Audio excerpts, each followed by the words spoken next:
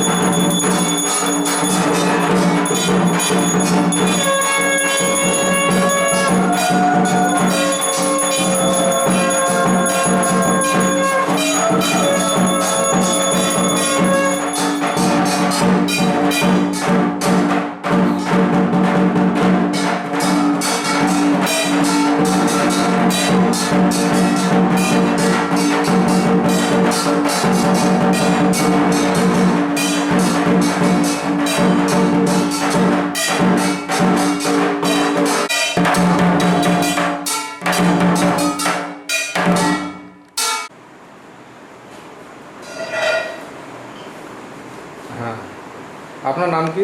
আমার নাম দীপক ঘোষাল। হ্যাঁ, আপনার এখানকার ঠিকানাটা বলুন। আমাদের ঠিকানা হচ্ছে আমাদের গ্রাম বহরুল, আর জেলা মুর্শিদাবাদ, থানা বহরমপুর, পোস্ট অফিস দুর্গাপুর। হ্যাঁ, এই যে পুজোটা হচ্ছে, এই পুজোটার নাম কি? এই পুজোটার নাম হচ্ছে বিপদ তারিণী। রথের মাঝখানে যে শনি মঙ্গল, দুই রথের মাঝখানে যে শনি মঙ্গলবার থাকে, এতে একটা ধাগা পুজো হয়, লাল ধাগা 13টা গিট দিয়ে। সেই পুজোর নাম বিপদ তারিণী পুজো। সেই পুজোটাই এখানে হচ্ছে মা দুর্গার প্রতিরূপ, অর্থাৎ জয় দুর্গার ধ্যানে পুজোটা হয়। আচ্ছা, আপনার এখানে যে বিপদ তারিণী পুজোটা হয়, এই সম্পর্কে আপনি যা জানেন একটু বলুন আমাদেরকে, মানে একটু বিস্তারিতভাবে। এটা আমাদের পিতৃপুরুষ থেকে হয়ে আসছে, তবে আমি যতটুকু বাবার মুখে শুনেছি, আজ থেকে প্রায় 60 বছর আগে আমাদের এরকম পুজো হয়েছে। তাহলে তারও আগে থেকেও নিশ্চয়ই এসছে। তারপর আমার বাবা মারা যাওয়ার সময় বাবা বলেছিলেন যে গ্রামের যত মেয়ে ছেলে আছে তাদের সুবিধার জন্যে যে তুমি বাড়িতে বাবা এই পুজোটা রেখো।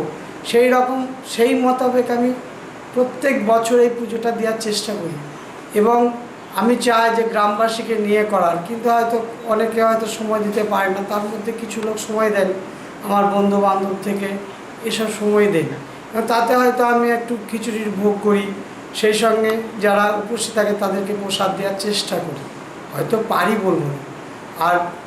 আর কি প্রচুর লোক এখানে আসে, এবং আমি চাইবো যে আমি চাইবো আগামী দিন, আমি প্রত্যেকটা উপসী নারীদের ক্ষেত্রে বলছি, এতদিন পর্যন্ত যা হলো এর পরের বছর থেকে আমি কিন্তু এবার ওই উপসী ভক্তদের এখানে খাইয়ে ছাড়বো, এখানেই খাওয়ার ব্যবস্থা করব, তাদের যাতে আলাদা করে বাড়িতে গিয়ে করতে না হয়, এটা আমার খুব ইচ্ছা।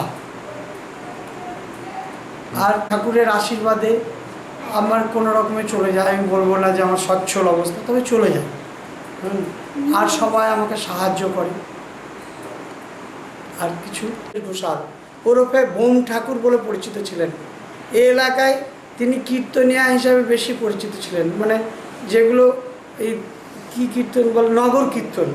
আমার বাবার গলা খুব ভালো ছিল, এবং তিনি হয়তো আমাদের মতো হলে পরে উন্নতি করতে পারতেন, কিন্তু গ্রাম নিয়ে চলেছেন, গ্রামের মানুষকে ভালোবাসতেন, সেই জন্য তিনি হয়তো গ্রাম ছেড়ে যাননি কোথাও। আর সেই সঙ্গে সঙ্গে আমি একটু ছোট কাজ করি। আমি ভালো পণ্ডিত বলবো না, কিন্তু আমি গীতা নিয়ে থাকি, গীতা পাঠক হিসাবে একটু পরিচিত আছি। তাই বলে ভালো গীতার পাঠক তা নয়। আর একটা কি, ভাগবত এবং সমস্ত গ্রন্থ আমার এখানে আছে। প্রত্যেক দিন এই ঘরে এই যে রাধা গোবিন্দ দেখছেন, রাধা পুজো দিই, এবং সেই সঙ্গে ভাগবত পাঠ হয়তো সেই রকম পাঠ হয় প্রত্যেক দিন সন্ধ্যেবেলা। আমি চেষ্টা করি এটা বজায় রাখার। আমি বলবো আমার এখানে অনেক কর্মী আছেন, হয়তো সব এখন নাই, কালকে পুজো হয়ে গেছে, আজকে দ্বিতীয় দিন বলুন নাই, তবুও যারা আছে তাদের একটু কথা নেন। ওখানে আমার দিদি আছে, মেজো দিদি, তার সঙ্গে কথা বলুন। হ্যাঁ, তিনি কি বলছেন দেখুন। আপনি এই বাড়ির কে হচ্ছেন?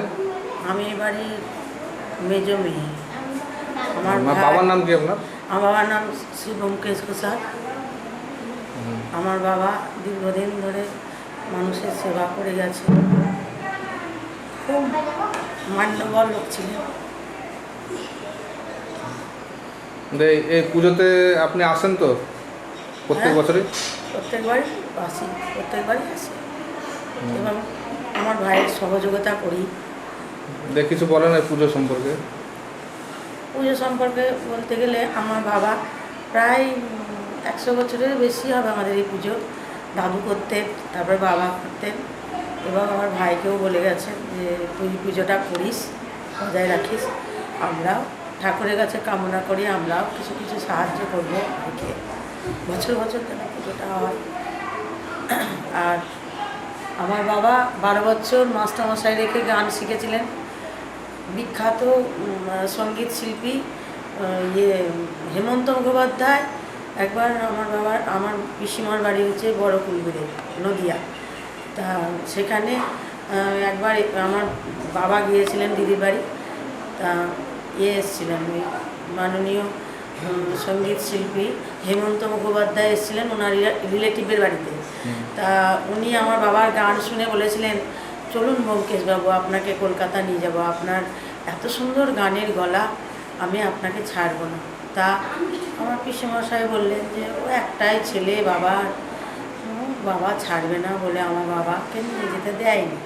তা আজ যদি আমার বাবা ওই রকম ইয়েতে সহযোগিতা পেতেন তাহলে আমাদেরও নিশ্চয় আমরাও গানের শিল্পী হতাম, আমার ভাইও, সবাই সকলের উন্নতি হতো এবং আমাদের দেশে আমাদের গ্রামের তথা একটা নামও থাকতো যে আমাদের এখানকার একজন প্রতিষ্ঠিত বেতার শিল্পী ছিলেন এবং বলতেন। আর এমনিতে এতদাঞ্চলের সকলেই আমার বাবাকে খুব শ্রদ্ধা করেন, সবাই ভক্তি করতেন। হ্যাঁ, আমরাও শুনেছি বহুলে লোকমুখে যে শ্রী ব্যোমকেশ ঘোষাল মশাই নাকি বেতার শিল্পে একবার সুযোগ পেয়েছিলেন, কিন্তু তিনি যাননি গ্রাম ছেড়ে। হ্যাঁ, এরকম কলকাতা দূরদর্শনেও নাকি এরকম সুযোগ পেয়েছিলেন, হ্যাঁ, কিন্তু গ্রাম ছেড়ে উনি যাননি, গ্রামের মধ্যে থাকতে ভালোবাসতেন। গ্রাম ছেড়ে যাননি। এমনকি গ্রামে যে দুর্গাপুজো, বাইরে থেকে বাবার কত আসতো, বাবার পুজো দেখে বাবাকে ভক্তি করতো সকলে। অনেক আত্মীয় স্বজন বলতো যে এরকম চলুন বহরমপুরে পুজো করবেন কি বাইরে চলুন। তা আমার বাবা গ্রাম ছেড়ে, গ্রামের লোকের ভালোবাসা, গ্রামের লোকের মানে শ্রদ্ধা ছেড়ে বাবা আমার কোথাও যাননি। বাবা এখানেই অল্প মূল্যেই পুজো করেছেন এবং গ্রামের লোকের ভালোবাসাও প্রচুর পেয়েছে। তারপর শুনেছি আপনার বাবা ওই কীর্তন করতেন, নগর পরিক্রমা দিয়ে বসন্ততলা যেতেন, তখন নাকি ওখানে অনেক মানে শ্রোতা থাকতেন। হ্যাঁ, যে আরও একটু গান করুন। আমার বাবা যখন এই নগর কীর্তন মানে বৈশাখ মাসের সংক্রান্তি থেকে একবারে শেষ দিন পর্যন্ত, বৈশাখ মাসের পরের সংক্রান্তি পর্যন্ত বাবা করতেন, কীর্তন করতেন, নগর কীর্তন এবং ধুলো টুলো সবই তো বাবা করতেন। তা উনি বসন্ততলা পুজো দিতে যেতেন বাবা। তা হিন্দু মুসলমান নির্বিশেষে আমার বাবা গান শুনতো। হ্যাঁ, শুনে খুব ভালো লাগলো। আর এই পুজোতে এসে আপনার কেমন লাগে এখানে? পুজোতে এসে তো ভালো লাগবেই, একে তো বাবার বাড়ি, তারপরে বাপের বাড়ির পুজো, বুঝতেই পারছো বাবা, খুবই আনন্দের। এবং আমরা চাইবো আমার ভাইদের গজীবী হোক, বছর বছর আমরা এখানে আসবো, পুজো দেবো। আপনার নিবাস কোথায় হচ্ছে? আমার নিবাস নবগ্রাম থানা, আর গ্রাম হচ্ছে সিঙ্গার, জেলা মুর্শিদাবাদ, শিগাড়ি পোস্ট অফিস আমরা। হ্যাঁ, আপনি কি হচ্ছেন? আপনার নাম বলুন এবং দুধফল হাজরা, হ্যাঁ, আমার বাড়ি বহরুল। এই ঠাকুর মশাইয়ের সঙ্গে আগাগোড়ায় সুখ। আমি এই ঠাকুরটার প্রতিমার মাটি, কবর, বেলপাতা, আম পাতা সব আমি জোগাড় করে দিই প্রত্যেক বছরই, আর দেবও। যতকাল বাঁচবো ততকাল আমি দেবো। বেশ। এটা হচ্ছে আমাদের ঢাকি। হ্যাঁ এই বাড়িতে ঢাক বাজাতে এসেছেন। হ্যাঁ, হ্যাঁ, আপনার নাম কি বলুন? আমার নাম কার্তিক দাস। হ্যাঁ, আমি ওর বাবা থাকতেই বাজাই, এখনও বাজাইছি, চলছি বাজানো। হ্যাঁ। এখন যতদিন বাজবো ততদিন বাজাবো। দিয়ে ঢাক বাজে আনন্দ পান তো? হ্যাঁ, আনন্দ পাই। আর আপনার পারিশ্রমিক ঠিকঠাক হয় তো? হ্যাঁ, ঠিক আছে, কোনো সমস্যা হয় না তো? না না, খুব ভালো। যাক, শুনে ভালো লাগলো। দুজনকে একটু পরিচয় দাও। আমি আমার যে পূজারি সে আমার দাদু হচ্ছে, আর এর বড় বাবা হচ্ছে। আচ্ছা, তোমাদের বাড়ি? দুজনেরই বাড়ি অমৃতকুণ্ড। দিয়ে কেমন লাগলো পুজো দেখে? আমি তো ছোট থেকেই আসছি, এও আসছি ছোট থেকে, প্রতি বছরই আসার চেষ্টা করি। আমার ভালো, তো হ্যাঁ, খুব ভালো লাগে এসে। আচ্ছা, তোমার কেমন লাগলো? আমারও খুব ভালো লাগে। তোমার নাম কি? আমার নাম প্রিয়জিৎ মণ্ডল।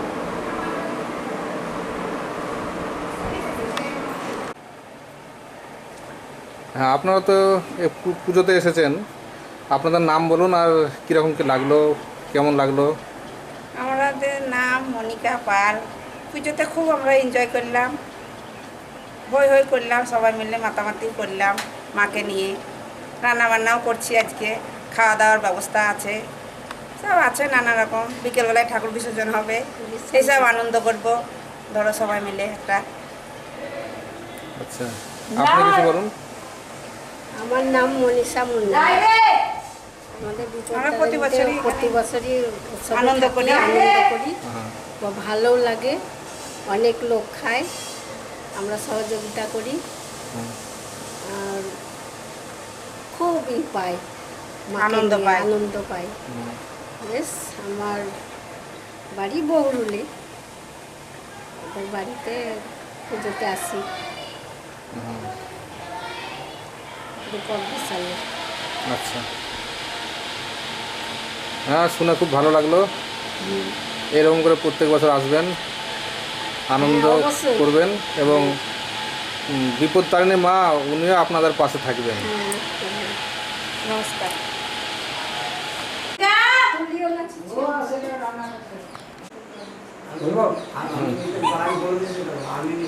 হ্যাঁ, আপনি কে বলুন?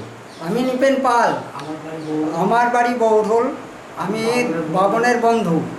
আমি এই বাড়িতে সবসময় আসি, এবং এই যে ঠাকুর প্রতিমা দেখছেন, এটা দীর্ঘ দিন ধরে হয়ে আসছে।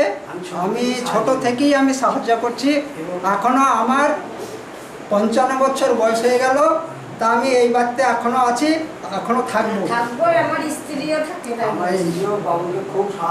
আর আমি এই বাবনকে আমি খুব সাহায্য করি। স্ত্রী বললে না, আমার স্ত্রী ও এখানে আসে এবং পুজোতেও থাকে। এই বলে আমার বক্তব্য শেষ করছি। এই যে দেখছেন, এগুলো সব আমার সখীগণ, সব পুজোর সখী। ভাই আছে, বন্ধু আছে, দিদি আছে, ভাই আছে, বন্ধু আছে, দিদি আছে, বন্ধু গোটা করে আছে। মাছ রান্না করছে।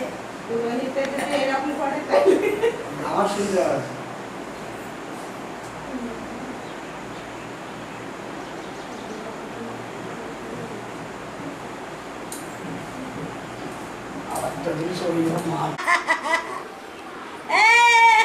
হচ্ছে আমার মা।